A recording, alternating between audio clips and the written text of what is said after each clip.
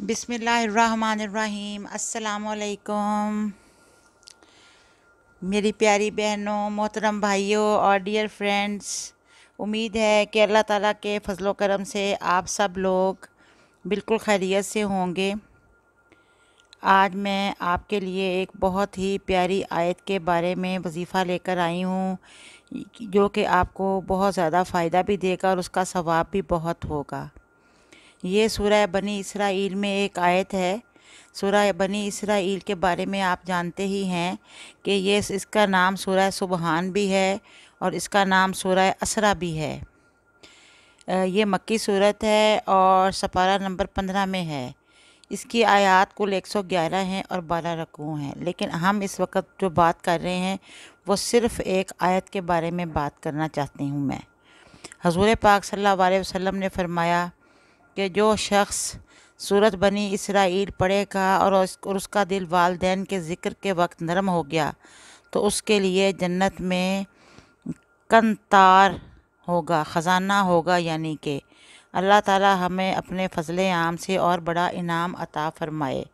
My dear, Quran पाक में सूरह बनी इसराइल में एक आयत है, रब्बिर्रहम्हुमा कमा रब्बयानी सगीरा, कि ए मेरे रब, अपने रब से दुआ करो कि जिस तरह उन्होंने मुझे बचपन पे रहम किया मुझ पर, ऐसे ही अल्लाह ताला उन पर रहम फरमा। जैसे ही हम इस आयत पे आते हैं सूरह बनी इसराइल पढ़ते हुए, तो आपकी आंखों में आंसू आ जाते हैं, स्पेशली उन लोगों के जिनके पेरेंट्स इस दुनिया से जा चुके हैं और जिनके वालिदैन ज़िंदा हैं। अगर उन्हें अपने वालिदैन से मोहब्बत है तो वो ये दुआ पढ़ेंगे तो अल्लाह ताला उन्हें बहुत ज़्यादा सवाब भी अता फ़रमाएंगे और उनकी जो मुश्किलात हैं उसको आसानी में तब्दील करेंगे, क्योंकि वालिदैन के हक़ में दुआ करना भी एक किस्म की इबादत के मुतरादिफ है। इबादत ही समझें इसको। कोई बादशाह है या कोई फ़कीर है, कोई अमीर है या कोई गरीब है, कोई हाकिम है या महकूम, मालिक है या नौकर, आका है या ग़ुलाम, वो सब के सब बचपन के दौर से गुज़र के जवानी तक पहुँचते हैं। बचपन में बच्चा बिल्कुल बेयारो मददगार होता है, तो वालिदैन ही इसे पाल कर जवान करते हैं। बच्चे की मोहताजी और बेबसी में उसका सहारा बनते हैं। इसलिए वालिदैन का बड़ा मकाम है, बल्कि माँ की इस एक रात का हक़ बच्चा अदा नहीं कर सकता। जबकि वो बिस्तर पर पेशाब कर देता था तो वो ख़ुद गीली जगह पर सोती है और बच्चे को खुश्क जगह पर लेटाती है।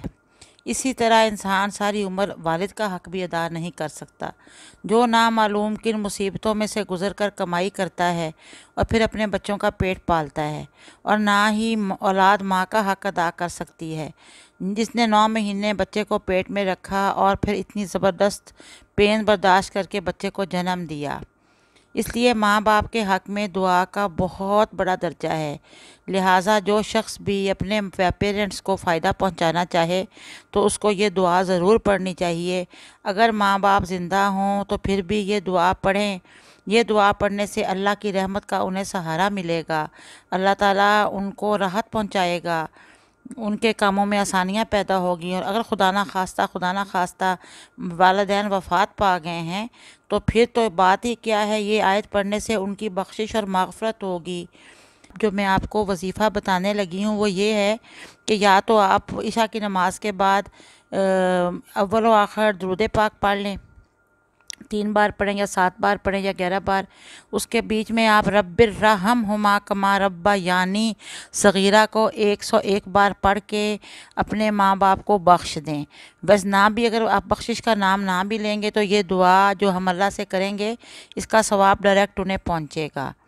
और दूसरा इसका ये तरीका है कि सोते वक्त अल-हम्द शरीफ और तीनों कुल पढ़ें और इसके बाद 41 टाइम्स ये आयत पढ़कर अपने फौत शुदा वालिदैन के हक़ में इसाले सवाब करें तो इंशाल्लाह उन्हें कब्र में राहत होगी।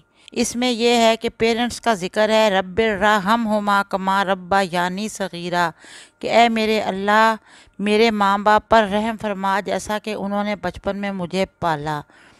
تو اس میں بہت بڑی دعا ہے ماں باپ کے لیے، جو آپ والدین کے لیے جو بچہ دعا کرے گا تو والدین کو تو اس کا فائدہ ہوگا ہی کہ اس نے والدین کے لیے دعا کی، تو اللہ تعالیٰ ماں باپ کی زندگی میں آسانیاں پیدا کریں گے، ساتھ ہی بچے کی زندگی میں بھی آسانیاں پیدا ہو جائیں گی۔